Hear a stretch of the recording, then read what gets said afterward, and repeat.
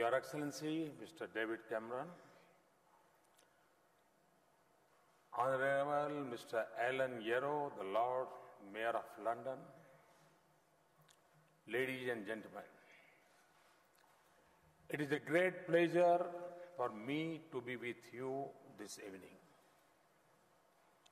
I must confess that there has been a delay in my coming to this great country. But the good news is that I and His Excellency Prime Minister Cameron have been in constant touch, have been meeting frequently at various places and exchanging views. I remember our last meeting in New York, where he rightly said that India and UK should work closely on the economic front. Friends, UK and India have known each other very well since a long time. Our systems of governance is also based largely on the Westminster model. Our institutions know how to interact with each other. Our people know how to work with each other. Our businesses know how to grow with each other. That is the reason that UK is among India's major trading partners. UK is also the third largest foreign investor in India. And I must add, this is not one-sided. India has emerged as the third largest force of FDI for UK. However, there is significant potential for India and UK to further strengthen their economic ties. We have to effectively leverage the mutual understanding which is there for each other. We are particularly keen to develop the sectors where UK is strong. We are working hard to create conducive conditions for this engagement. A strong Indian community here keeps pushing us for better and better integration with UK. Friends, since my government took over, we have been working relentlessly to put the economy on track. Particularly, we have worked very aggressively to make India an easy and simple place to do business. We believe that this is necessary for improving the lives of ordinary citizens in India. The results of our hard work are now visible. IMF chief has recently said that India is among the few bright spots in global economy today. Our growth rate in the last year was 7.3%. The World Bank has very recently projected our growth rate at 7.5% for this fiscal and even better in the coming years. Thus, we are fortunate to be sailing in the right direction. In the World Bank report of 2016 on ease of doing business, India has moved up by 12 ranks at one go. No other major economy has made such a big improvement. We are also committed to take these corrections at the state, district and city level. States are moving hand in hand with the federal government in this task in the spirit of cooperative and competitive federalism. Recently, we did a ranking of our state governments on ease of doing business with the help of the World Bank Group. This has prompted the state governments into a healthy competition among themselves to ensure a business-friendly ecosystem. This was for the first time that the World Bank involved itself in a sub-national exercise on ease of doing business. Friends, one of the biggest challenges in India today is to productivity employ the youth. For meeting this challenge, we need to provide a huge push to manufacturing, which has stagnated at around 16% of the GDP for several decades. The share must reach around 25% in the short and medium term. With this in view, we have launched the Make in India initiative. We are working on all fronts to make India a global manufacturing hub. To achieve this objective, apart from vigorous exercise for ease of doing business, we have fast-tracked approvals and clearances for industry and infrastructure. The hallmark of our strategy now is policy-driven governance. Measures like transparent auction and allocation of key natural resources like coal, spectrum, iron ore have created a level playing field for investors. To enhance the flow of foreign investment, we have liberalized the FDI regime, allowing 100% FDI in railways. We have enhanced the FDI limits to 49% in defense and insurance. We are also conscious of the last mile operational issues in such policies. In that spirit, early this week, we have carried out substantial changes in the FDI regime across 15 sectors. To give an example, now there are simply no restriction in the FDI policy for construction sector. Similarly, very radical liberalization has been done in sectors like plantation, e-commerce, and single brand retail. Moreover, we have now brought most of the FDI proposals under the automatic route. With this round of reforms, I can say that India is among the most open countries for foreign investments. Infrastructure is another big challenge for India. We are keen to build futuristic, physical, and social infrastructure. Through self-imposed discipline in financial management, we have been able to allocate more resources for infrastructure sectors. In addition, we are setting up an India Investment and Infrastructure Fund. We have targeted an annual contribution of $3.5 billion into this fund from our own resources. We are putting in place a professional team for asset management. We have also come up with the mechanism of tax-free infrastructure bonds for projects in rail, road, and other sectors. We will work together with the British government, industry, and the financial market to deepen our relationship and harness their interest in India's infrastructure.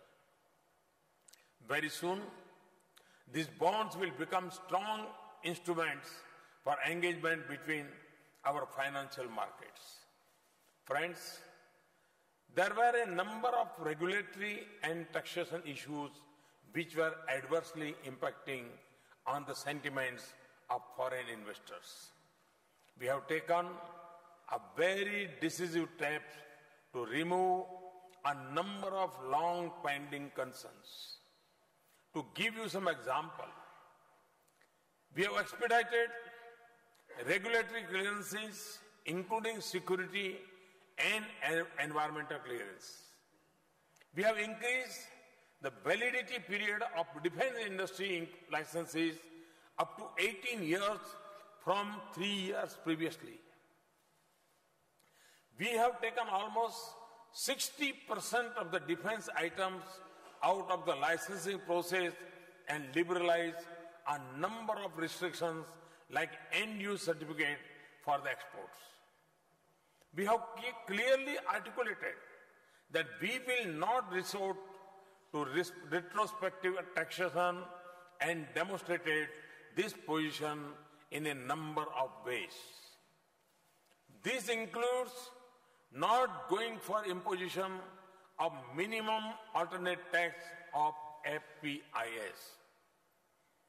We have introduced the concept of composite sector caps for the FPIs and other foreign investors. We have notified the regulations for the alternative investment funds. We have rationalized the capital gain tax regime for real estate investment trusts. We have modified the permanent establishment norms.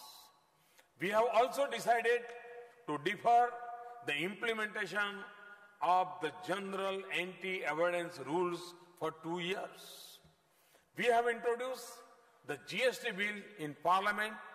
We are hopeful to roll it out in 2016. We are working on a new bankruptcy code.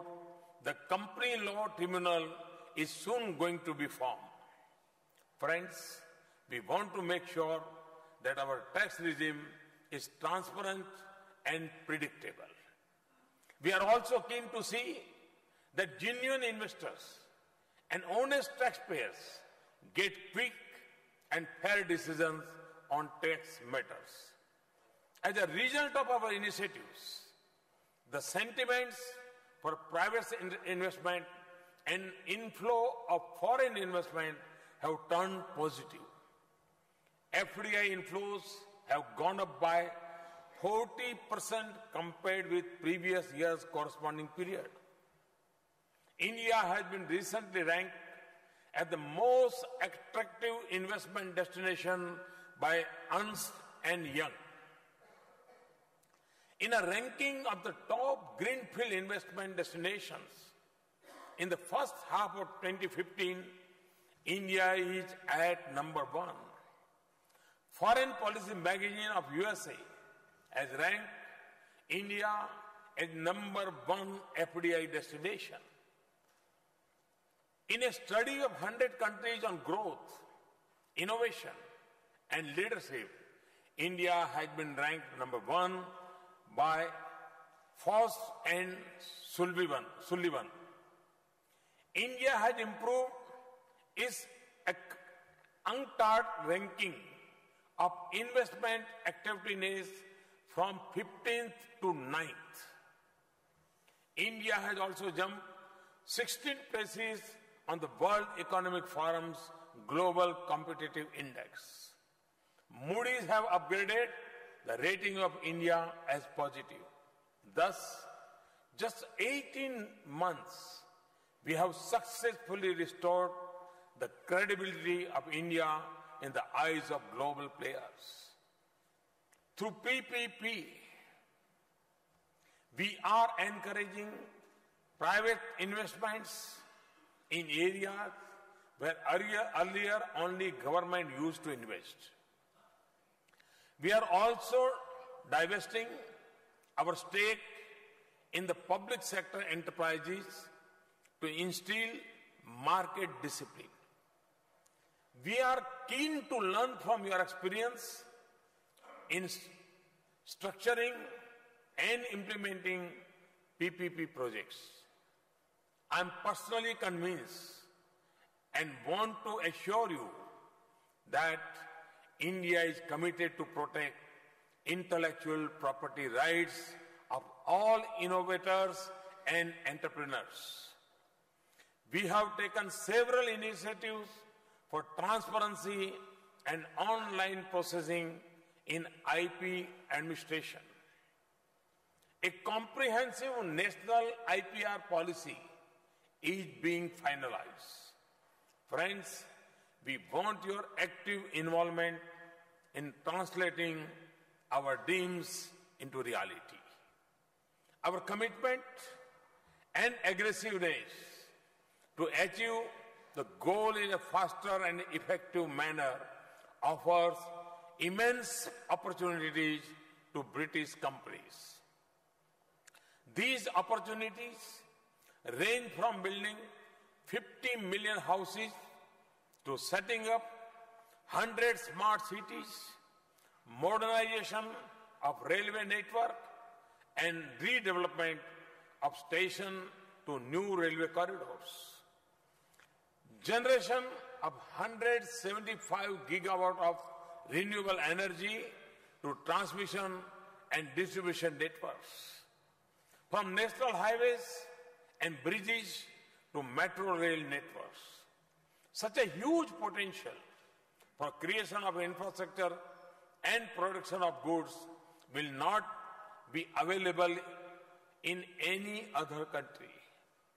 More importantly, no one place on the earth can offer the potential for usage and consumption on such a massive scale. We are trying to harness this potential through our policies and people. The campaigns like Digital India and Skill India are designed to prepare the people to take part in this process. To tap their energy fully, we have also launched the Startup India campaign. We have witnessed massive growth in the number of startups in the recent past. Some of these have already begun to challenge established global players. Friends, India is on the threshold of a big IT revolution. We are encouraging it to fast-track the services to our 1.25 billion people. New technology and renewable energy is our new mantra. Whatever we do, we'll do in a cleaner and greener way.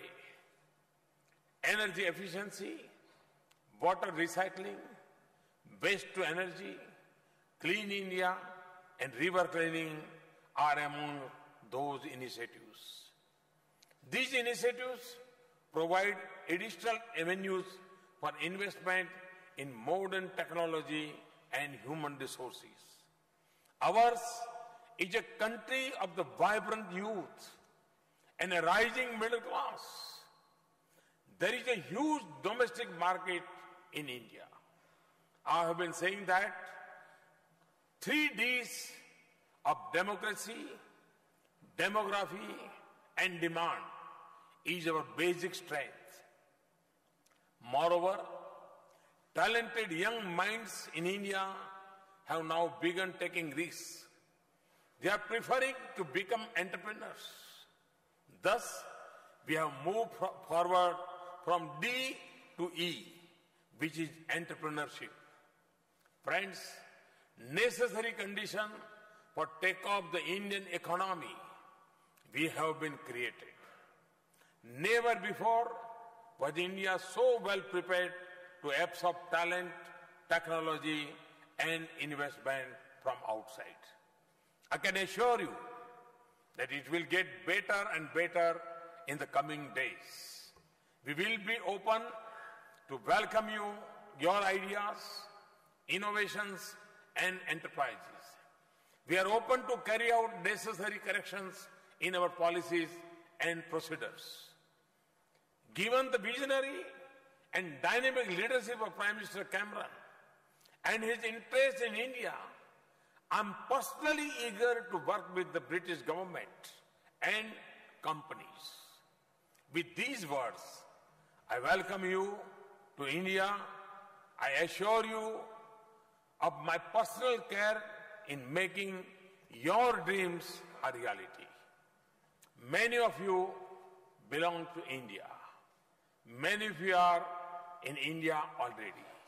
But for those who are not there, I must say that at this point of time, it is wiser to be in India.